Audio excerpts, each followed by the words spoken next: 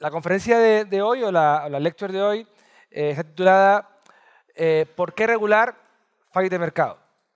Pero le he puesto delante el por qué regular, porque los fallos de mercado suelen ser la principal excusa que se utiliza por el gobierno o por muchos teóricos para justificar la intervención del Estado en los mercados. Entonces, ¿por qué vamos a regular? Porque hay fallos de mercado. Entonces, la primera pregunta que os hago es, ¿hay fallos en el mercado? Yo no creo que haya fallas en el mercado porque el mercado en sí representa a las personas. Entonces, como que es en sí una conexión entre las preferencias subjetivas de todos que van mostrando qué es lo que a qué objetos le dan valor en ciertos momentos del tiempo, ¿verdad? Por ejemplo, siendo subjetivo puede variar. Por ejemplo, mi gusto hacia una televisión puede ser mayor ahorita, pero después ya no la quiero. Entonces, eso también es como que parte del mercado. Ajá. Y Andrés, ¿usted qué responde a Esteban? Pues yo opino que sí hay fallas en el mercado. Por ejemplo, las externalidades, asimetría de información, todo esto son efectos naturales que van a existir en cualquier mercado, no importa qué tan perfecto lo consideremos. Bueno, antes, esa es la pregunta previa. ¿Qué es un mercado? ¿Qué son los mercados? Es la manera en la que interactuamos, hacemos transacciones con otras personas, otras empresas, por ejemplo. Todo depende de quién lo haya visto. Por ejemplo, Adam Smith creía que el mercado era un espacio en específico. Mises creía que era un proceso. Y también, no me recuerdo quién era, lo miraba un poquito más abstracto, que era una metáfora. Pero de igual manera, yo sí creo que el mercado es un proceso y no hay fallas. El mercado se corrige solo. Entonces, creo que hay que dejarlo ser. No tendría por qué haber regulación. ¿Más respuestas? No me acuerdo de todos, pero digamos, un monopolio natural es una falla de mercado y no necesariamente es como que el monopolio que hace el Estado. Como Amtrak es un monopolio natural y creo que las patentes también son una falla del mercado. Entonces, en mi opinión, sí hay. Bien, no voy a responder a la pregunta. Vamos a ir viéndolo en la conferencia. Muchas gracias a todos. El mercado, como bien dijo usted, ¿verdad es su nombre? Nicole, hay diferentes definiciones. A mí me gusta hablar siempre que los mercados son procesos. No uno, sino multitud de procesos, ¿de acuerdo? Pero la idea de esta conferencia no es negar los fallos de mercado, ni decir que los mercados no tienen fallos, que son perfectos, porque si los mercados fuesen perfectos o no tuvieran fallos, digamos que nunca nadie se equivocaría. Todas las acciones empresariales tenían triunfos. Montas un negocio y te va bien y ganas plata, siempre. Y no produces ningún coste externo. Todo se provee eficientemente. Es decir, todo lo que la gente quiere se provee en el momento adecuado, en el lugar adecuado, y no hay ningún tipo de problema. Entonces, cuando hablamos de fallos de mercado, explicaremos a qué se refiere la ciencia económica de fallos de mercado. Pero la cuestión aquí es, los fallos de mercado son la principal razón que se sostiene para justificar, como dije antes, la intervención del Estado. Y esos son los 4 principales fallos de mercado que según la ciencia económica existen. Que son supuestamente fallos porque el mercado no será capaz de solucionarlo a través de la cooperación privada, del libre intercambio. El primero, las externalidades. El segundo, los bienes públicos. El tercero, el monopolio natural. Y el cuarto, la información asimétrica. Bien, algunos de ustedes ya han comentado algunos de esos fallos. Vamos a verlos en profundidad ahora. Bien, pero antes de entrar ahí, os traigo una frase de Milton Friedman. Milton Friedman, dado que estamos en el auditorio Friedman, creo que la frase está a colisión. Y Friedman decía, ¿quién tomará la decisión, nosotros o alguien más? Esa es la primera pregunta. ¿Quién va a tomar la decisión de intervenir en el mercado para solucionar el problema? Y seguía diciendo, podemos tomar la decisión solo si nosotros soportamos las consecuencias. ¿Qué significa eso? Pues significa básicamente que con una decisión de gobierno siempre va a haber consecuencias. Y esas consecuencias, cuando existen, si el que la decide no la soporta, va a tener libertad de hacer lo que quiera porque él no asume ningún coste. Es muy fácil decir, voy a prohibir los coches en Madrid para que haya menos polución, una externalidad que hablaremos ahora de ella. Es muy fácil decirlo, pero ¿quién va a asumir los costes de eso? Es muy fácil prohibir, por ejemplo, los edificios en altura en una ciudad, pero ¿quién va a asumir los costes de eso? Lo que Friedman venía a decir con esta frase es, si queremos tomar decisiones públicas, antes usted comentaba de public choice, si queremos tomar decisiones públicas lo más económica posible, quien toma la decisión tendrá que asumir las consecuencias. Tendrá que asumir los costes de esas consecuencias. Si no, es un problema. Entonces, ahí sigue diciendo, ese es el sistema económico que ha transformado nuestra sociedad en el siglo pasado o más. ¿Qué significa eso? En el mercado, cuando nosotros actuamos, casi en todas nuestras acciones, digo casi porque veremos ahora cuáles son las que se consideran fallas de mercado, nosotros asumimos nuestras consecuencias. Si yo decido estudiar, tendré unas consecuencias y tengo un coste. Pero si decido no estudiar, tendré otras consecuencias y otros costes. Y yo voy a asumir esas consecuencias o esos costes, no un tercero. Y eso es lo que ha hecho que la sociedad prospere. Que las acciones individuales o acciones grupales, esos grupos, esos individuos, asuman las consecuencias de dichas acciones. Por ello, como decía Friedman aquí, eso es lo que les dio a Henry Ford, Thomas Edison, etcétera, los incentivos para emprender acciones empresariales o descubrir nuevas ideas. Puesto que no solamente asumen las consecuencias de costes, también asumen las consecuencias de beneficios. ¿Voy a emprender una acción empresarial para crear una empresa si otro se va a llevar los beneficios? Difícil, ¿no? Pensar en una sociedad así. Pues esa sociedad es la que habla Friedman, pero a la misma vez, en esta frase, Friedman deja entrever que las decisiones públicas tienen ese problema, que es que si nosotros no asumimos ninguna consecuencia de nuestras acciones para solventar supuestamente las fallas de mercado, como vamos a ver ahora, o como vamos a ver hoy, pueden surgir mayores problemas y mayores consecuencias. Bien, externalidades, para aquellos que no hayan estudiado las externalidades. Las externalidades, como su propio nombre indica, es externo. ¿Qué significa eso?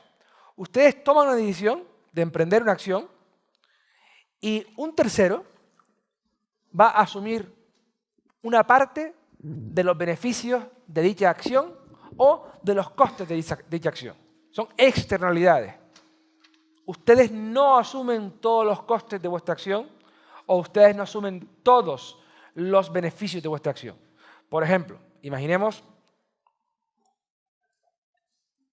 que alguien esta mañana se puso un magnífico perfume para venir a clase y sus compañeros disfrutan del perfume. No pagaron por el perfume, no decidieron usar el perfume, pero están disfrutando del perfume.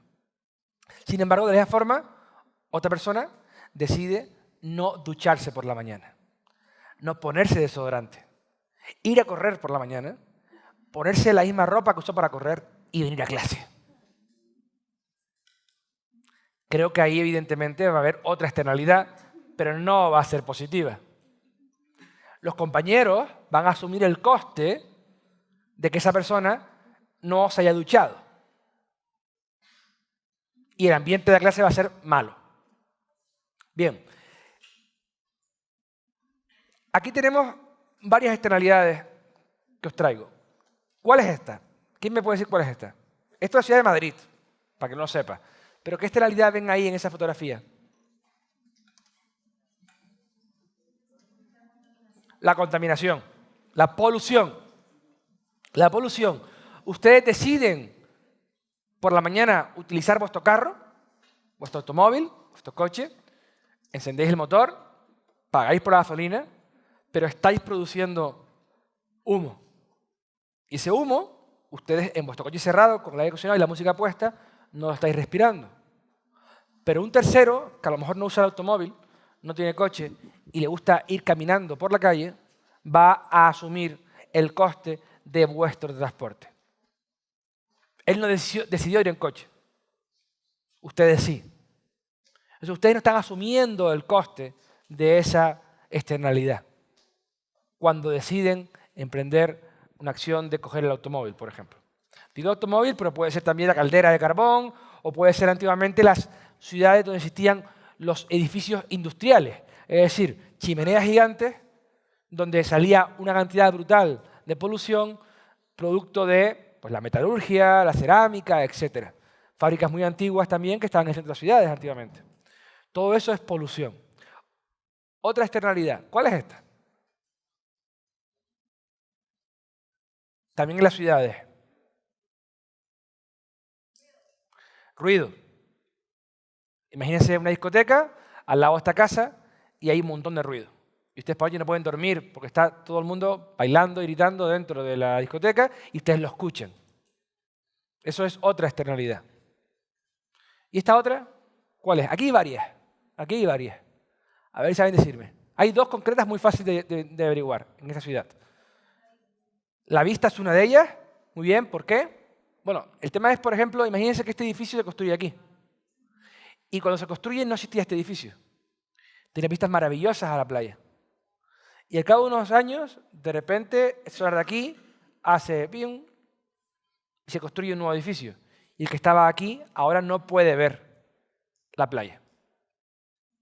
¿Cuál otra hay? Fíjense. ¿Qué le sucede a esta piscina de aquí en comparación con esta de aquí? Sombra. Esta es sol. ¿Qué significa? Esta piscina de aquí se construyó en su momento con este edificio, por ejemplo, sin sombra. Y al cabo de un tiempo se construye esta torre de aquí que cae la sombra entera en la piscina. ¿A alguien le gusta bañarse en la piscina con sombra? No, ¿verdad? Pues bien, esos señores que están aquí ahora están sufriendo la externalidad de la sombra de este edificio. Podemos ir identificando cosas que suceden en el mercado y que otros asumen los costes o se benefician sin haber emprendido o realizado la acción empresarial.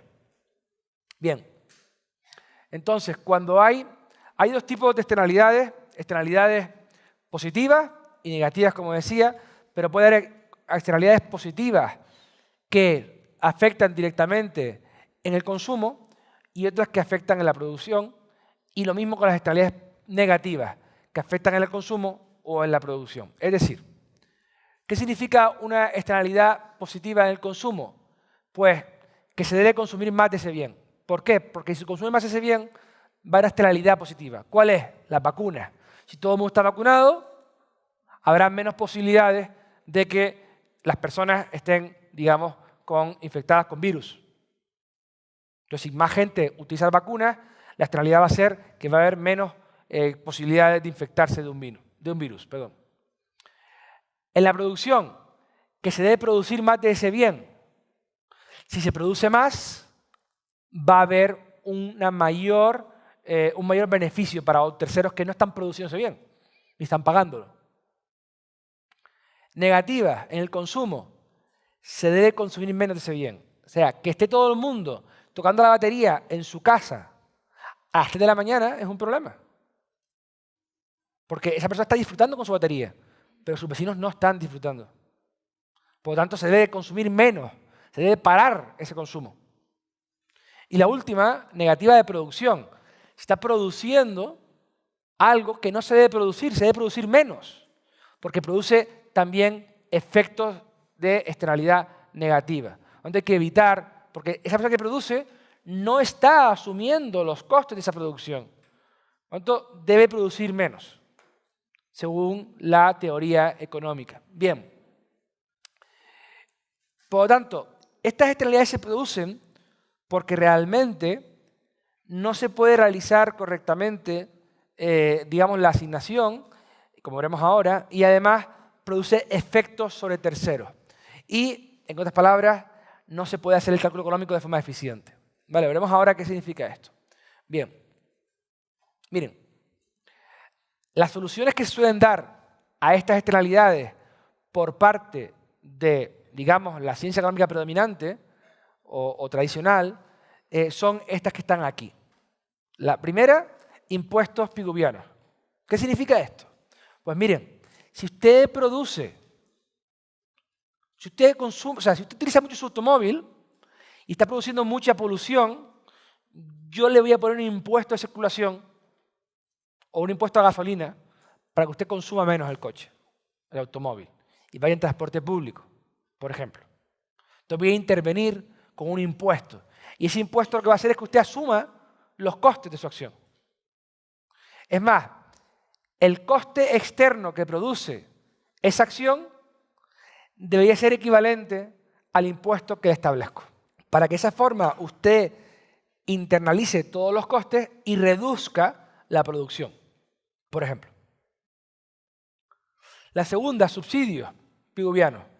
Subsidiar a aquellos que están, digamos, asumiendo el coste, por ejemplo. O aquellos que no están asumiendo todos los beneficios, porque son otros los que disfrutan de los beneficios. Por ejemplo, regulaciones a través del control directo. Antes vimos los edificios de la sombra, de la playa, pues vamos a controlar con un plan urbanístico toda la ciudad. Y vamos a estipular cómo deben ser los edificios, como el POT de Guatemala. Vamos a estipular que un G4, un G5, un G2, y vamos a poner que aquí tienes edificios en altura, aquí edificios bajos. Vamos a controlar de forma directa el mercado.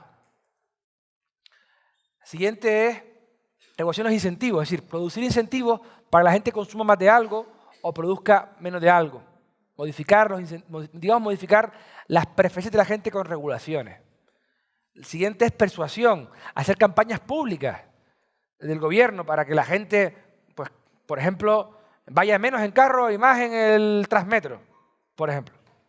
Y por último, gasto directo del gobierno que está relacionado con los subsidios piguvianos. Bien, todas estas son soluciones del gobierno para solucionar este problema.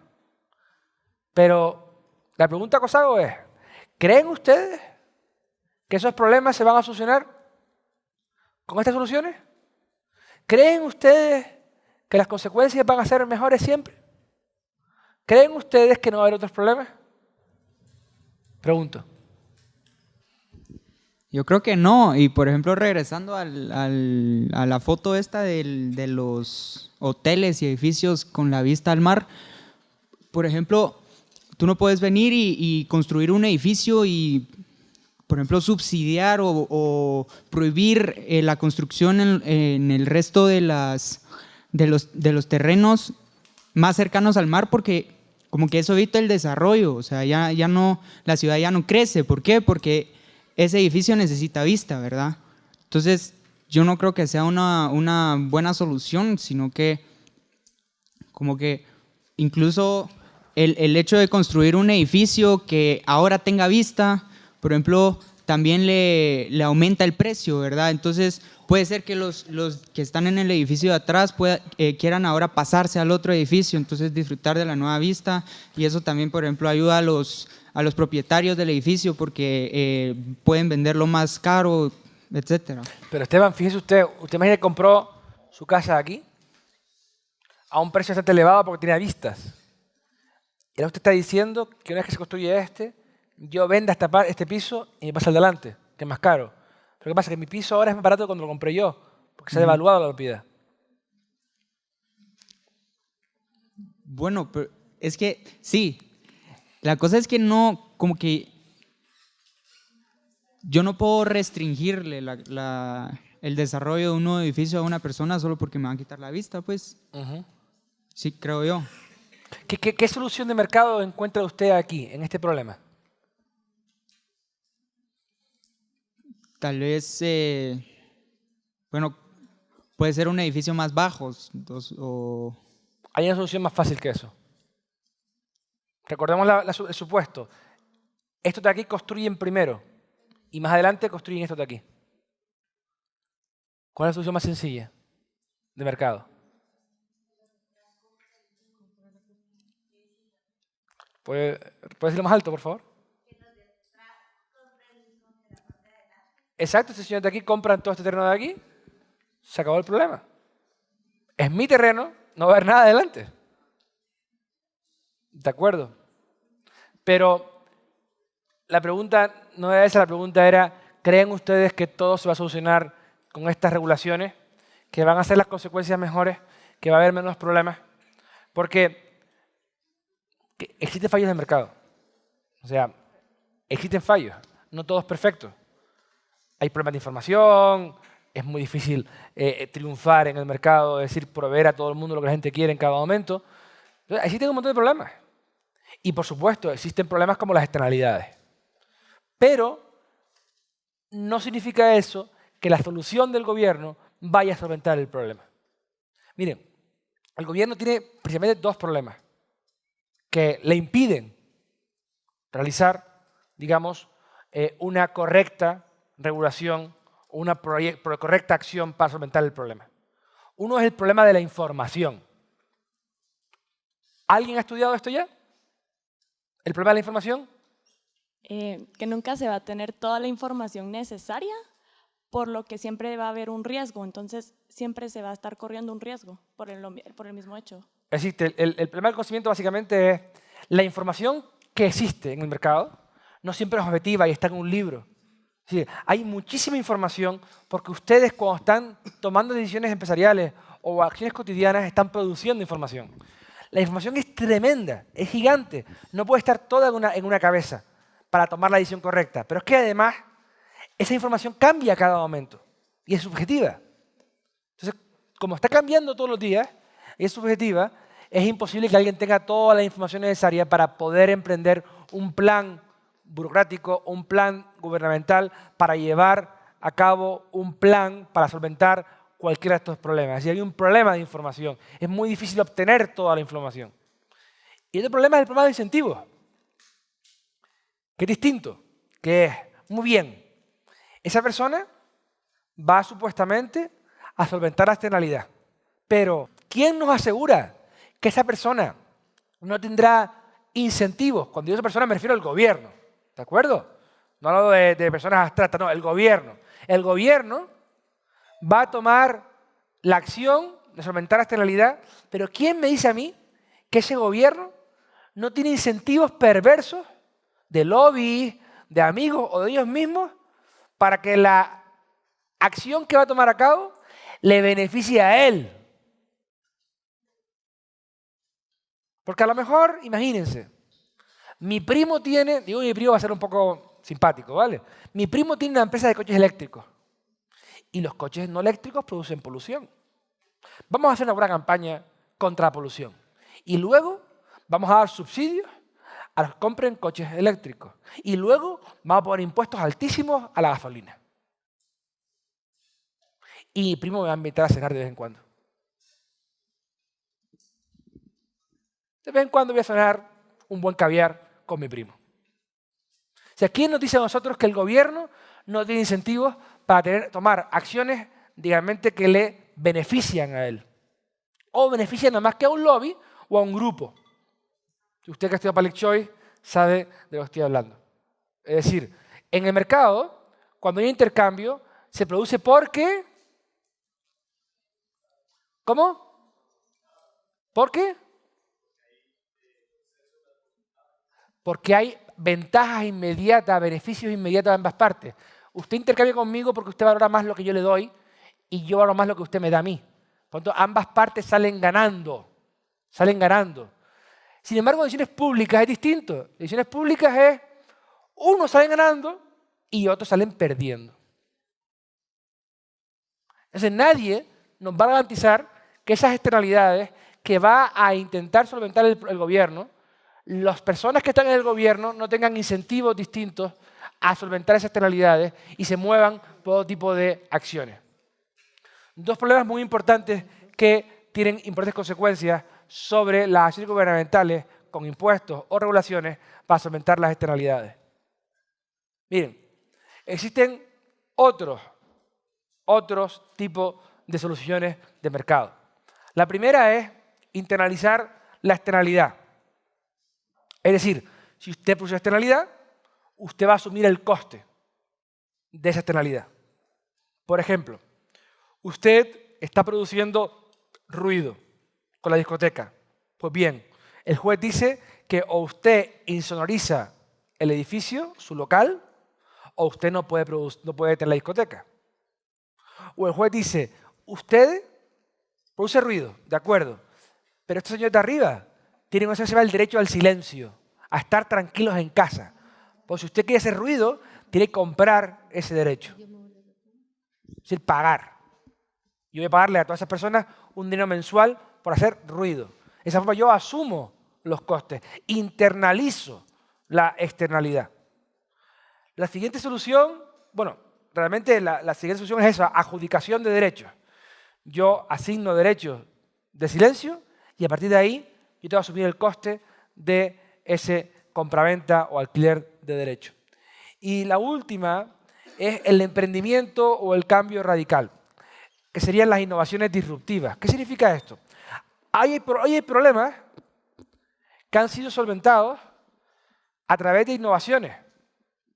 O ayer habían problemas, perdón, que han sido solventados a través de innovaciones y de desarrollo económico y de nuevas soluciones empresariales. Por ejemplo, la polución de las ciudades, aunque nos digan que la ciudad que está más contaminada, las ciudades hoy, las ciudades europeas y americanas de países desarrollados, nunca han estado tan limpias como hoy. Nunca en la historia. ¿Por qué? Pues las fábricas están fuera de la ciudad, las fábricas no contaminan como antes, los coches cada vez contaminan menos. No tiene nada que ver un automóvil de los que vemos en Cuba con un automóvil de los que vemos en Madrid.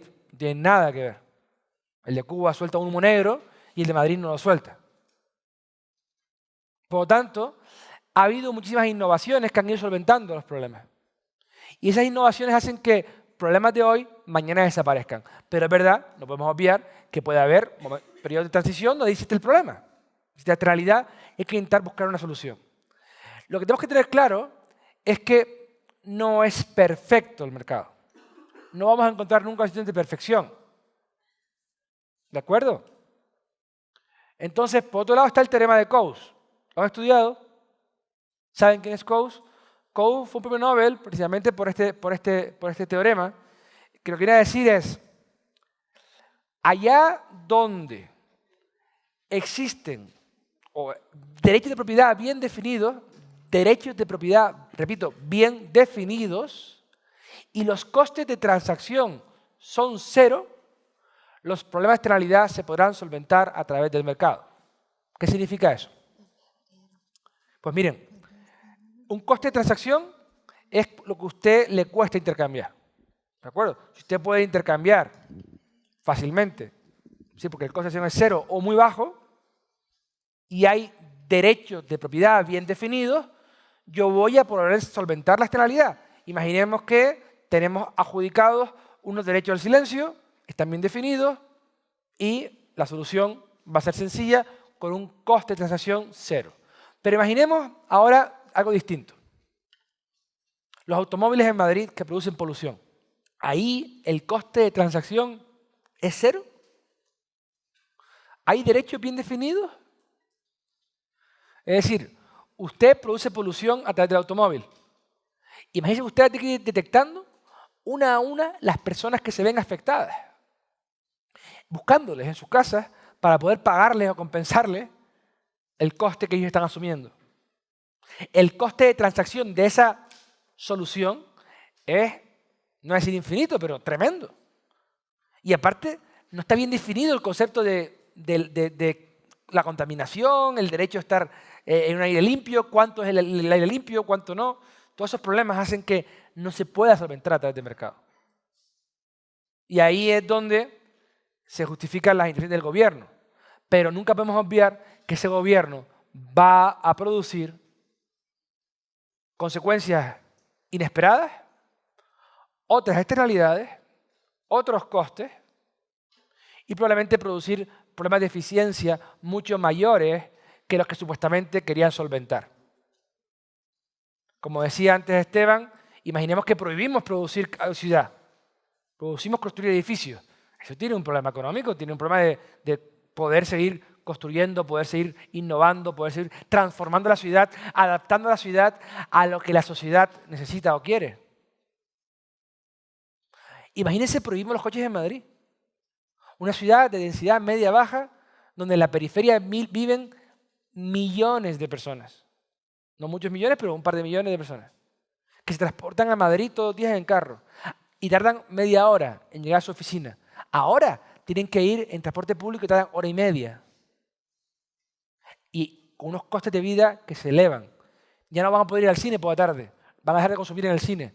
Ya no van a poder ir con sus hijos al parque. No van a poder hacer otras cosas que consumían o producían. Antes dedicaban tiempo para trabajar, ahora no pueden, porque tienen que asumir unos costes del trabajo de la mañana. Entonces, todas esas acciones producen costes que en muchos casos son inmensos. No es tan fácil como decir, el gobierno interviene y lo soluciona.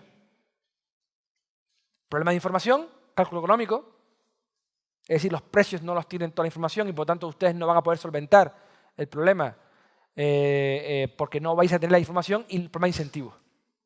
Siguiente fallo de mercado según la ciencia económica. Los bienes públicos es el siguiente fallo de mercado. Bien, existen 4 clases de bienes. Los bienes, digamos, que son privados, que son los que son excluibles y no rivales. ¿Qué significa eso? Que cuando yo lo consumo, excluyo a otros de usarlo. Es decir, yo tengo mi computadora, estoy escribiendo en mi computadora y usted no puede escribir en ella. Es rival. Pero es que a la vez excluye a otros. O sea, es rival en consumo, ¿de acuerdo? Y excluible en la oferta. Es decir, si yo uso mi computadora, más nadie puede usarla. Y esto se conoce como bienes privados. La comida, la ropa, los coches, cualquier bien de lo que ustedes conocen, por su libreta, su bolígrafo. O sea, si usted tiene su bolígrafo, yo no puedo usarlo a la misma vez que usted. ¿De acuerdo? Son bienes privados. Luego estarían los club goods o bienes club, que son aquellos que, por ejemplo, son excluibles de la oferta a personas, pero a la misma vez no son rivales en el consumo. Por ejemplo, este auditorio. Hay gente que me dijo, quise ir a tu conferencia, Gonzalo, pero el cupo estaba completo. Igual lo dijo para hacer la pelota o para tal, y es mentira, pero hay un cupo. Yo puedo excluir a la gente de esta sala porque hay una serie de asientos. No hay más asientos de los que estamos viendo aquí que están ocupados en este momento. Entonces, se puede excluir de la oferta a esas personas. Pero los que están aquí dentro, todos están oyendo la conferencia.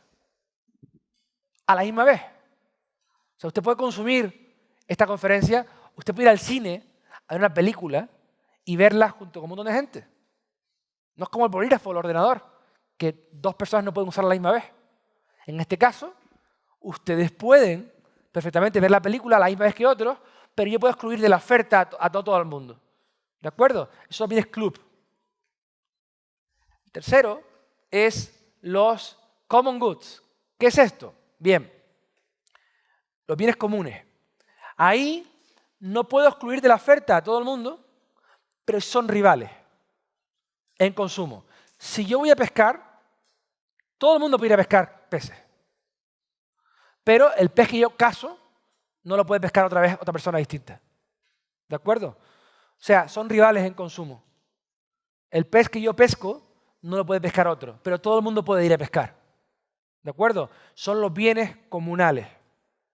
Y por último, están los bienes públicos, que no son excluibles en la oferta y tampoco son rivales en el consumo. ¿Qué significa eso? Yo no puedo excluir a la gente de la oferta, pero tampoco también 2 personas pueden consumir a la misma vez el bien. El ejemplo típico en la ciencia económica que se utiliza mucho es la defensa. Si yo pongo una defensa aérea de mi ciudad, los que están dentro de la ciudad están, digamos, defendidos, están protegidos. Yo no puedo decir, no, usted no está defendido si hay un ataque aéreo. No, yo voy a defender la ciudad completa. No puedo sacar a nadie, no puedo excluir a nadie de esa oferta. Pero a la misma vez, los que están dentro, todos la están consumiendo a la misma vez.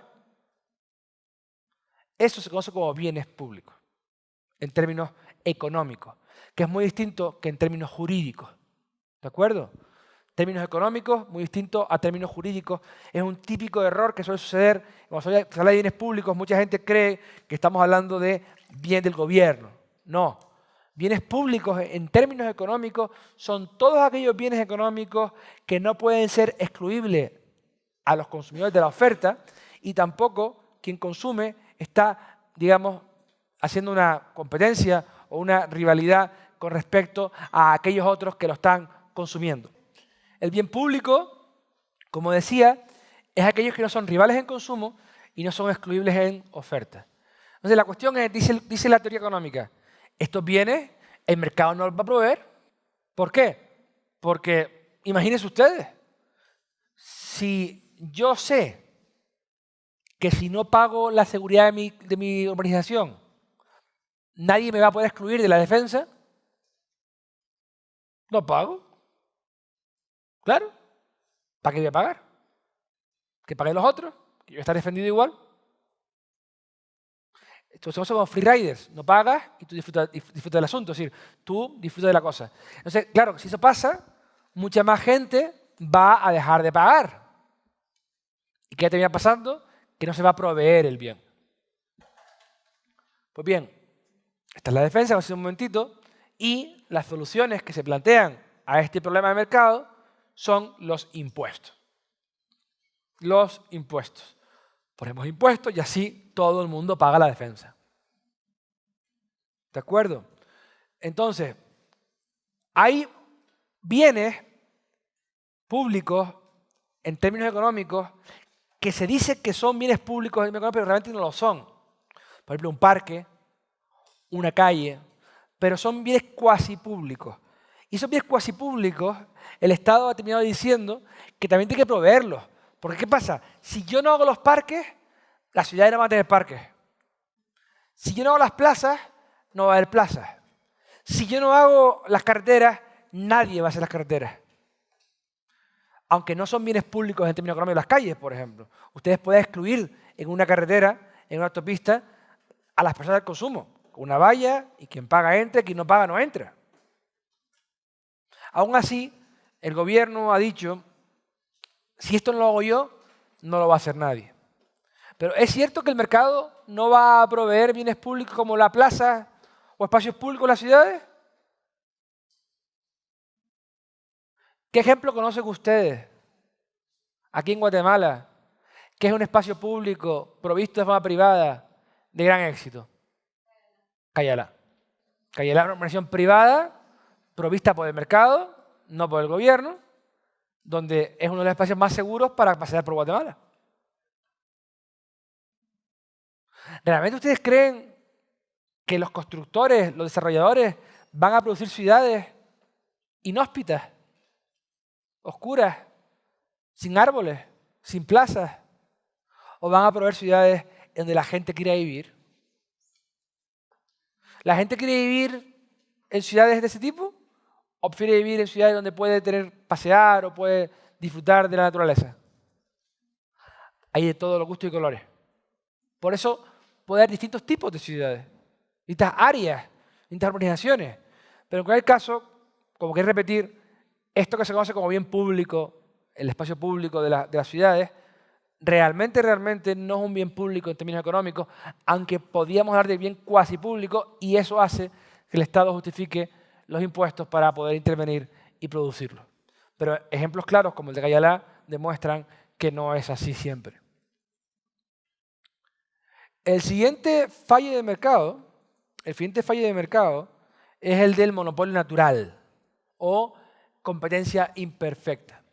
Básicamente el monopolio natural es, usted es el primero en crear, por ejemplo, imagínense que ustedes crean una nueva ciudad y usted produce el sistema de saneamiento, es decir, procesan todos los excrementos de la ciudad.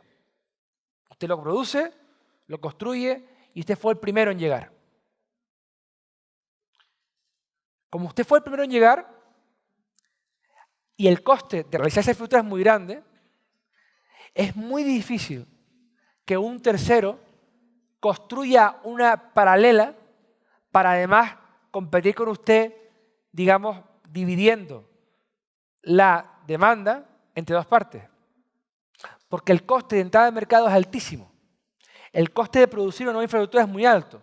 Por lo tanto, el que entró primero tiene una ventaja natural. Una ventaja con respecto al resto.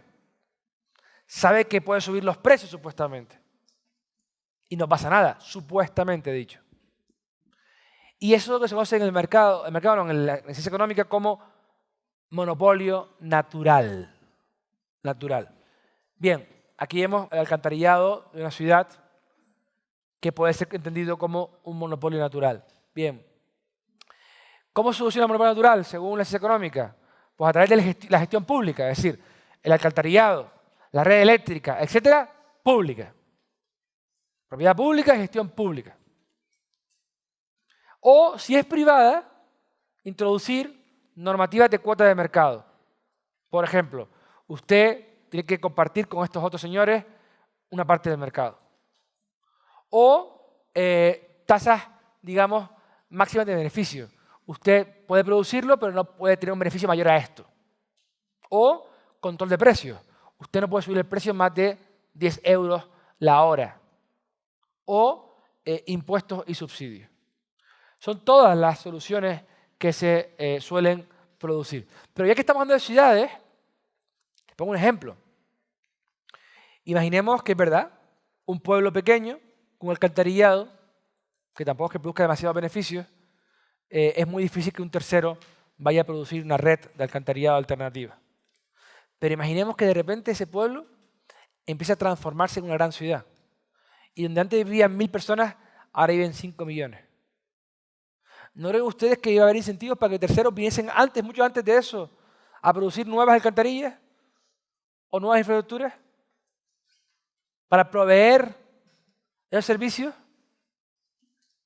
Por otro lado está el problema de que, bien, de acuerdo, el gobierno los gestiona. ¿Cuál es el problema del gobierno? Lo mismo que dije antes. Problema de información, no va a saber gestionarlo porque no tiene toda la información. Y el problema de los incentivos. ¿Quién le dice a ustedes que el gobierno tiene incentivos suficientes para controlar o gestionar eficientemente dicha infraestructura? Para proveer ese servicio eficientemente.